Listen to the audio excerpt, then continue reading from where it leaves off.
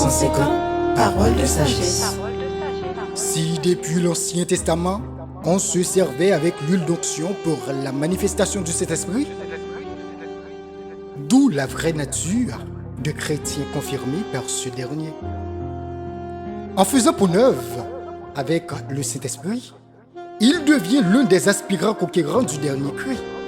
Or, ce n'est non seulement pour faire partie d'un aéropage qu'il décide de mettre 350 paroles de sagesse en page.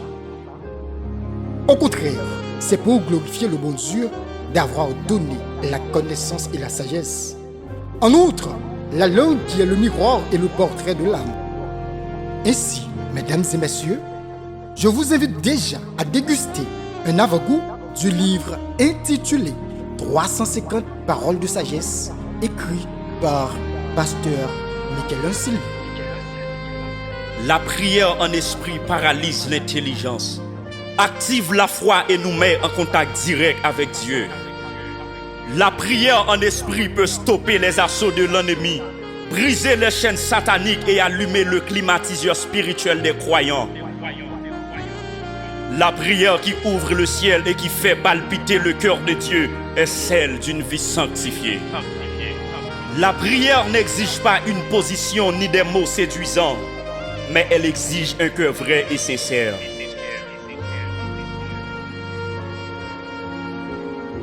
La prière et la parole sont indissociablement liées l'une à l'autre.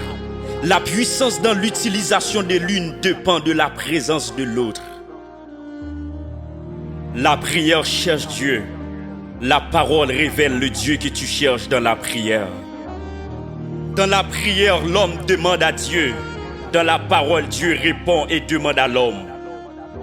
Dans la prière, l'homme s'élève vers le ciel pour habiter avec Dieu. Dans la parole, Dieu vient habiter avec l'homme. Dans la prière, l'homme se donne à Dieu. Dans la parole, Dieu lui-même se donne à l'homme.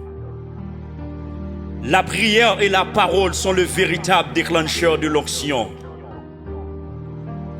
L'onction est le trésor du ciel. Quand un homme l'a trouvé, il devient précieux.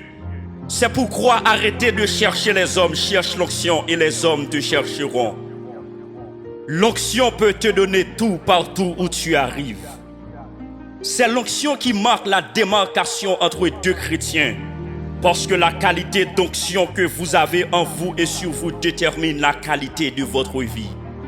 Quand l'onction descend sur vous, vous montez en grade. Vous devenez un commandant en chef capable de mettre des décrets et donner des ordres que même le diable est obligé d'obéir. Quand l'onction vient sur un homme, toute forme de déception sont converties surnaturellement en promotion.